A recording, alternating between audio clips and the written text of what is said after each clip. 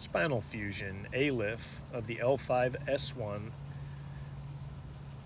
which is an anterior lumbar interbody fusion with posterior instrumentation. This is a recovery. Hello everybody. Today is July the 18th. It has been 15 weeks since I had spinal surgery. I had an ALIF, an anterior lumbar interbody fusion with posterior instrumentation of the L5-S1 vertebrates.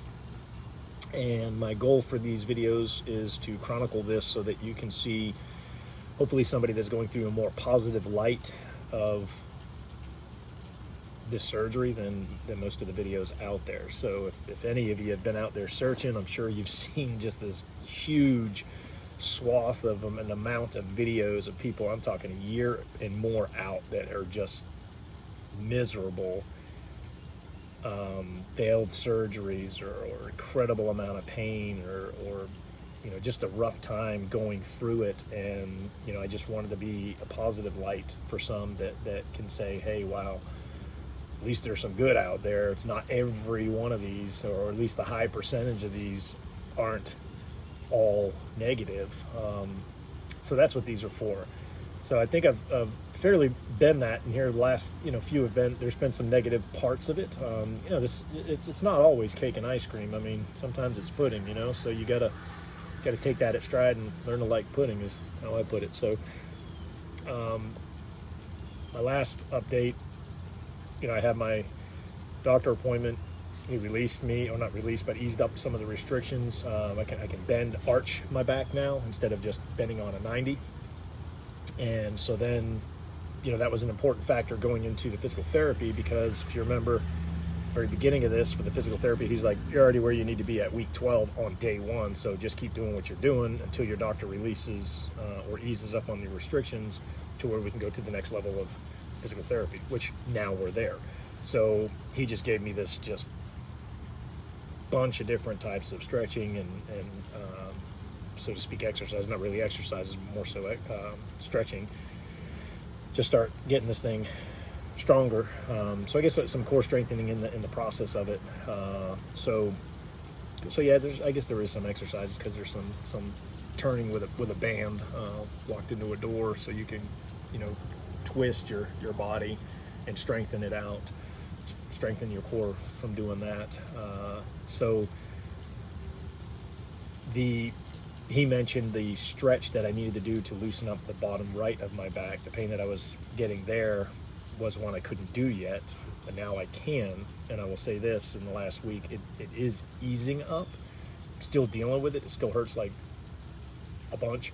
But I will say this, it has moved right to the center and all the way across the back and gone up a few inches on my spine since he's had me doing these stretches, and he's wanting me to do it twice a day. I'm just going to be straightforward with you. Look, I can't push myself to do this twice a day right now. It's too friggin' painful. I'm just going to be real with you. He said it was going to be painful because of the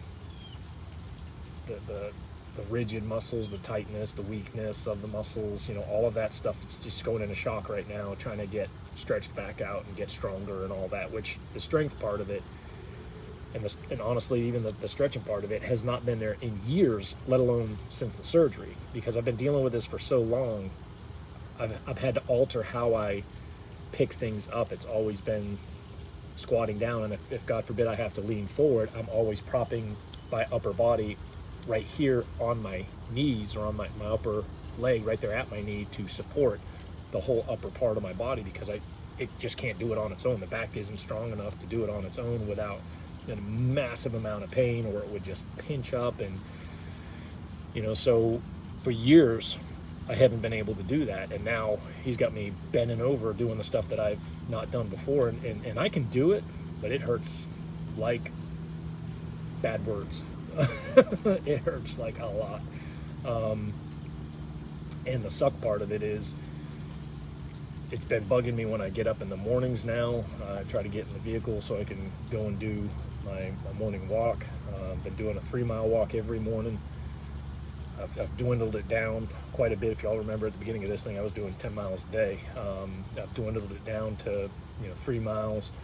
Hip's been causing me a lot of issues, and and then I do another mile or two at night. Every now and again I'll do a mile or two during the middle of the day. So I'm still doing upwards of between 4 to 7, 8 miles a day, and pretty much 4 to 7. So still up there, but it's definitely less.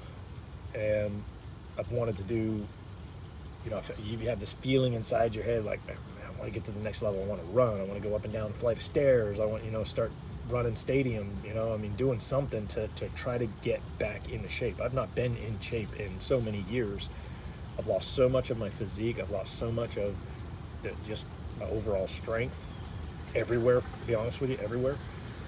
And in this last year alone, because of the hip deal, and I can't even work out. It's been minimal working out in the last month with some dumbbells, 35 pounds I'm up to that they'll allow me to do. No deadlifting, and I got an update yesterday from the doctor, said absolutely no on the running, not even in soft sand. I can walk up and down a flight of stairs, but no running up and down them. I can't jump rope. I can't do jumping jacks. However, my physical therapist said I can do sit-ups because I'm able to arch over. I can do the sit-up as well. So the big thing right now is building the core, getting the core strong on the front and the back and the sides. Your whole core. So that's what they're working with me on now. But I'm going to tell you, it is wow. It hurts. It hurts a bunch. It actually hurts to the touch going up my spine, which I've never had that issue before. And I'm talking maybe a few inches above like the surgery area. Just touching it is like super sore. And it's a more like a constant ache pain. Best way I can describe it, because it's pretty up there in intensity. I'm just gonna be real. You ever smash your thumb on something, a hammer or whatever? That initial shock's like, wow. But after that, it's that throbbing, just dull, constant ache. That's kind of what it feels like in my whole back. The whole bottom part of my back, and then right up the center, like I said, a few inches above my surgery area. The surgery area and a few inches above it. So I don't know, 4 or 5 inches, something like that. But it does not feel good. I can tell you this morning, it has been nothing but mercy vehicles, airplanes, blowers. While I've been trying to do these videos, this is the 5th attempt, and I'm not going to redo it. So y'all going to have to forgive me if you can hear all the mercy stuff in the background. It's just quieter out here usually, but I guess not today. So anywho, back on track. So the pain level is definitely increased on that, but it's different. It's not the sharp, stabby, like you're being electrocuted, non-stop pain. I still don't have any of that numbness down the leg or in the foot. I still don't have the sharp pains down the foot and the leg. I don't have, none of that's there anymore. It's gone. So the massive amount of pain that I was dealing with from the lower back all the way down the leg to the foot is gone. It still is, and I'm not getting that even when I'm doing my bending, because I'll be honest with you, I was a little concerned with that, because that was a mega trigger for massive pain. If I had to hunch over for anything, forget it. I was done. That would cook me. I would have to put my weight, support it with my arms, on my legs if I was leaned over to have to pick anything up, and then I'd have to get straight and then lift up with my legs. And for years, that's just how I've been having to do it. And so I've lost tons of strength in my core, tons of strength in my back, and I've always had it just super tight, just because the slightest bit of, if I ease up and just relax, that alone would hurt me so bad. So for years, I just walked around, just that whole center section, just super tense. And it's been difficult. You probably saw this in some of the first part of my videos, just releasing all that, relaxing all that was difficult, just because it was like instinctual at this point. It wasn't even reflexive anymore. It was just instinctual. That's just how I walked, how I stood, how I just stood there standing still or walked. So trying to train yourself to not do that was a task. So when I did a recent repair, I had to lean over and lift something that was all of maybe 30, 35 pounds, and it felt like I was looking like 300 pounds. I mean, it was a quick reminder of just how weak I really was, and it was super frustrating. And then, you know, by the time the next day rolled around, I was so stinking sore. I hurt a ton, and it just gives you the reminders from way back, you know, beginning stages of all this back stuff, of, you know, these heavy log lifts that I would do. Oh, I could do them. Boy, I'd throw some logs. That day, I was invincible. The next few days, oh yeah, you knew it. But after a few days, it eased up. You go back to doing it again. You just further damage yourself. But that said, that's still in the back of my head. Like, wow, is that going to come back? Am I going to have to deal with that again? I will tell you this: the physical therapist said it is going to be painful. You're going to have to deal with some of the pain, and it's not going to be associated with the surgery part itself. It's going to be the muscular stuff. It's your core getting back on track. You're shocking it. All your muscles and tendons and everything that have been so rigid and tight are now stretching and getting more flexible, and then you're also strengthening them, so you have some muscle tearing that goes on with that. You just have to be careful. And he said just go to the point of not pushing yourself through the pain, but make it like an uncomfortable stretch, just not pushing past a pain threshold, which is what I've always done. It's just, yeah, it hurts like hell, so I'm just going to keep pushing through because it's just not going to get any better, and I just have to get this done. So it is what it is, and oh well, which has been my life for a crazy amount of years. But it's in the back of my head going, is it going to be what he's saying and it's going to be temporary, or is this a precursor for going back to the way that it once was? And I know there's going to be some of you that are going to chime in on here, see, I told you so, because I've had some negative comments that have come on here about, yeah, wait for a year from now. We'll see if you have the same thought in a year, you know, stuff like that, which, you know, we'll see. I hope that's not the case. But like I said before, if I get a year of not having to deal with that massive amount of pain that I had before, and the quality of life is better because of that, I'm going to enjoy that year while I can.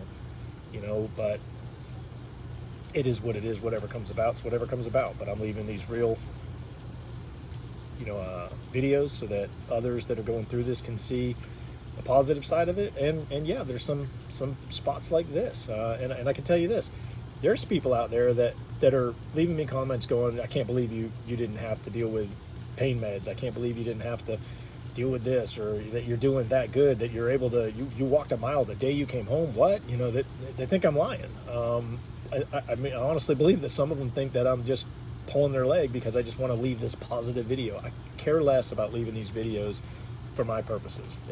This is not for me. This is for those that are watching it. I just want somebody to get a real idea of what maybe you can be dealing with. You know, I will say this on this stretching part to get back into it, but that's what the whole purpose of these videos are for. It's for those that are maybe a little apprehensive about looking into doing this surgery, or maybe you've looked into it but you're apprehensive about actually getting it done because you've watched so many negative videos. I mean, what do you have to lose? I mean, really, what do you have to lose? And listen, I know people that have had failed surgeries that are so down and destitute and destroyed because they're no better off than they were prior to this. And my heart goes out to them, but not accepting where you're at, that it's never going to get any better, might very well be, you know, God's will for your life. I don't know that. I don't believe that to be the case. Mine it sure hasn't been. And like I said, if I get a year without it, I'm going to enjoy that year. You know, unfortunately, I get this stupid hip that it's not letting me enjoy that too much. But fast forward back on track here to this particular stretching stuff and the pain that I'm exhibiting right now.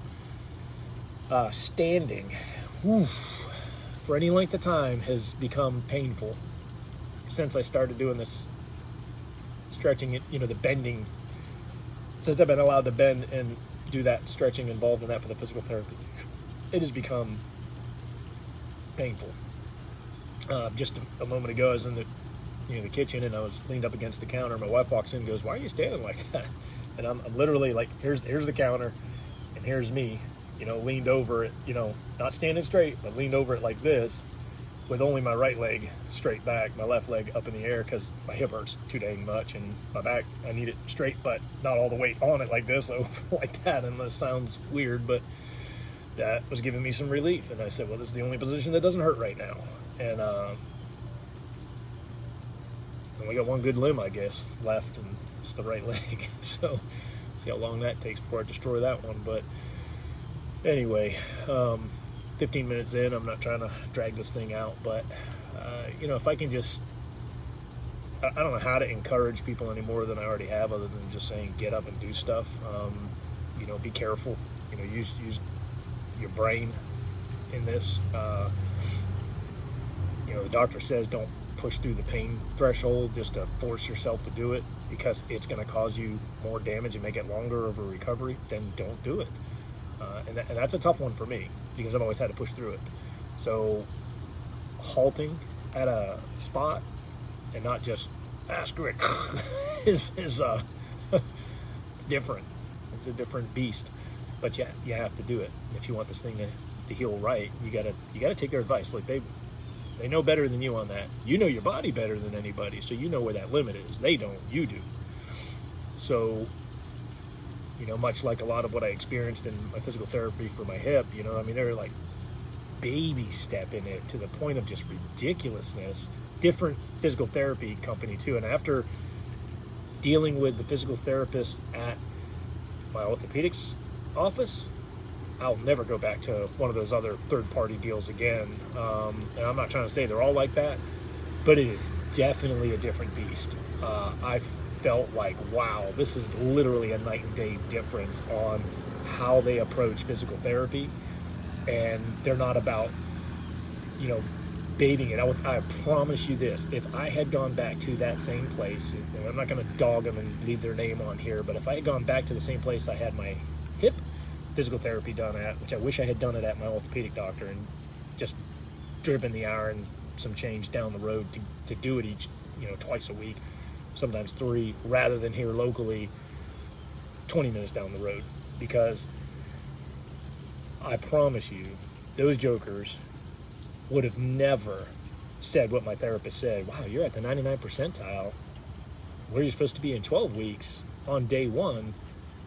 They would have never told me that. They would have just been like, okay, we're just going to continue on this little tiny little baby steps. You can sip on the pacifier, but you cannot have whole milk yet. I'm telling you, that's how they would have done it. And so I'm so thankful for that physical therapist to go, I'm just going to waste your time if you come here and do what you already can do. He's like, just keep doing what you're doing at home. Don't overdo it. And when your doctor eases up on your restrictions, we'll move forward with the next level of physical therapy that's within those restrictions that he has you at. But right now, you're already there. They would have never done that. They would have taken the money for sure, and they would have kept on going and been like, oh, you need to come back tomorrow. You need to come back tomorrow. You need to come back tomorrow. I mean, that was their deal, 2-3 times a week. Burnt through my physical therapy like that my insurance would pay for at the time. And, and I still need physical therapy. I still need issues with my hip. Now it's go get injections. I mean, and I believe that if I had one, completed physical therapy, and 2, had I been doing it in a stage that wasn't so pacifier-ish, I think it would have been different. So, find yourself a good physical therapist, and do your homework, and find out from people. I would strongly recommend a sports medicine place that does physical therapy. These physical therapists, at least so far that I've seen, can be night and day different. And it still can with doctors, let's be real. Mechanics, meteorologists, let's face it. But, man, you really need to do your research. And I wish I had done my research a little bit better with that. They weren't a sports medicine. I should have gone to one that used to be a chiropractic doctor at chiropractic clinic that I used to go to for years. And he started his own practice, went into sports medicine side of it, as well as chiropractic. And I should have just gone to him from the get-go, and I really wish I did. But I went to this other place and really thought I was getting good I don't know any different. I didn't know any different at the time, but I was just like, man, I wasn't feeling much difference. And then they were like, oh my God, you can't do that. You can't, why are you touching the treadmill and moving it in places I told you not to go? I mean, they were just being, why are you riding a bicycle? Oh my gosh, no one told you to ride a bicycle. I mean, they were just being overly ridiculous about it. So do your homework, do some research, do some digging, get some feedback from some actual people that are utilizing the place, and see what their background is. Does it match your background? I would strongly recommend that. Find whatever your background is, find somebody that's similar, and maybe even ask, I don't know if you can leave the reviewers a question or not, I don't know how that works, but if there's a way to do that, I would. Hey, this is what I do for a living. Do you think this would be a good match? Do you do that? Are you in a similar career where, I can feel more confident? Obviously, if I'm an athlete and I'm taking the advice of someone that sits at a desk, we're going to have two totally different results. And the same on the flip side. God forbid you're a desk person and you're taking the advice from the athlete that's like, yeah, just go, and you're going to get hurt. So do your research. Outside of that, let me just tell you that I don't know what else to leave on this outside of, it's this process, and I'm just praying that, that physical therapist is correct with, hey, I'm going to be dealing with the pain. And to back him up, my doctor's office, I had some unanswered questions, so I called and I was like, hey, can I run? Can I, jump jacks? Can I jump rope? Can I run up and down a flight of stairs? All of that's a no, except for I can walk up and down the stairs. But she asked me, she called me back yesterday to tell me that. But then, I had mentioned that, the pain that I was going through and what the physical therapist said. And she's like, yeah, he's absolutely right. You're going to deal with that. Just don't push yourself.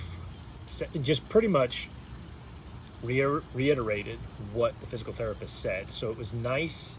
I mean, the two of them aren't in front of each other. They're in two totally different buildings. And I'm getting the same advice from the doctor's side as the physical therapist side, which is comforting because it's nice when there's some symmetry in your care. So I would recommend find that symmetry where you can get some good aftercare, physical therapy, as well as obviously your surgery. And you got to do your homework on both. You got to do your research. I'm getting comments from overseas, from some folks in, I believe it was, forgive me, there was a gentleman that left me a comment the other day from, I believe, Britain, where's the UK, probably saying it all wrong, but anyway, different setup. They call it physio there. Here, we call it physical therapy, same thing. But the reality is you're going to get off track if you don't even know what you're dealing with. So get educated on this stuff. Do some research on your doctors. The sports medicine side of it, I think, is a really great direction to go for anybody like me that's just a physical go kind of person. You probably want to do your physical therapy with somebody that's more associated with that. This is my opinion. I'm not a doctor. I couldn't tell you that that's really in your best interest or not. It just makes some kind of common sense to me. If you sit at a desk, be careful going to the sports therapy guy, but maybe they know, yeah, you know what, if you're just sitting here, then these are what you need to do. Maybe they're the best for that. I really don't know for sure on that, but I can tell you for the physical part of it, I feel a lot more confident with them. And again, there's that symmetry between the doctor's office and the physical therapist, which I think is vitally important. Because if they're pulling in two different directions, you're going to get two different types of care, and I don't see how that's advantageous for you. So in this note, they're on the same page, and I feel really confident with, one, my doctor, my surgeon. I feel really confident with the physical therapy that they're providing me through their own practice as well. So, and again, it's orthopedic and sports medicine. So I think that's a good thing. So do your homework. And here in the States, in the U.S., and I'm sure it's this way in any modern civilization out there, they have lawsuits that people do, malpractice suits and whatnot. Listen, that stuff is public information. It's easy to find out. Just do your research, check your doctor, see what kind of lawsuits they got on them. I mean, if they're over there replacing the wrong discs, something's up. You might want to find somebody else. Look, that's not an acceptable mistake. It's just not. You can have one mistake in your entire career doing something like that. I'm sorry, you're not the doctor for me. This is not, a nuts and bolts type thing where you put on the wrong nut and on the wrong bolt. And this is way more serious than that. This is a will I walk again kind of moment. And I'm not in for that. So I did my due diligence, checked out my doctor. And listen, I checked out the doctor that I was recommended to go see by another orthopedic surgeon that was originally going to do my surgery. But then when it got so bad that my scoliosis was so bad, he's like, oh yeah, you need to talk to this specialist that deals with the scoliosis. I can do your spondylolisthesis and he can do your scoliosis, or he can do both. That dude had all kinds of malpractice suits against him. Literally removing wrong discs and fusing the wrong areas. And I'm just like, how do you pull that off? How do you go through the entire surgery and go, oh, snap. We're supposed to do the L5-S1, but we did the L3, L4. I mean, I don't know how you mess that one up. So anyway, let me encourage you to just do your homework. Careful not to push yourself through the pain threshold of just like me, pain is weakness leaving the body. Be careful of that. This is one of those scenarios where you probably just want to slow it down a bit, take your doctor's advice, and chill. Anyway, if you have any questions or anything I can help you with, drop a comment. I like the interaction. These things are really becoming quite a bit of comments coming in and going back and forth here and there on some of these videos. So, these aren't meant to be some, I'm a YouTube influencer thing, so please don't get this wrong. You want to leave me a comment, great. If you don't, it's fine too. This is just there specifically to show people that there's other people that aren't having nightmare situations with this. And now I'm going through a moment. I'm hoping that that's going to be my next video, and I'm probably going to leave you another video maybe in a week or two as this progresses on the physical therapy side, just to kind of give you an update, rather than you wait for another month to find out, did it work? Did anything work? Because you might be on the fence waiting for, oh man, this is the positive guy and now he's having a negative moment. Maybe I shouldn't do this.